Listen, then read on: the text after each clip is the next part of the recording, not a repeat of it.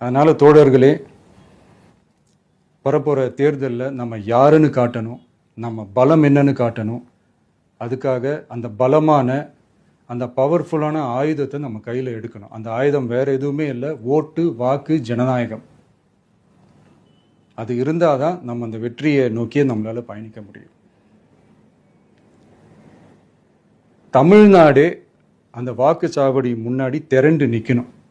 அதை பார்த்துட்டு தமிழ்நாடே தமிழக வெற்றி கழகமா, இல்லை தமிழக வெற்றி கழகம் தான் தமிழ்நாடா அப்படின்ற மாதிரி இருக்கணும். வீடுன்னு ஒன்று இருந்தால் தான் ஓடு மாற்ற முடியும்னு அறிஞர் அண்ணா அவர்கள் சொல்லியிருக்கிறாங்க. அந்த மாதிரி ஓட்டுன்னு ஒன்று இருந்தால் தான் இந்த நாட்டையே காப்பாற்ற முடியும்.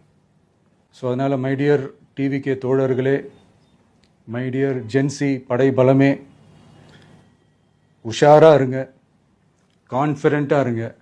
நல்லதே நடக்கும். வெற்றி நிச்சயம்.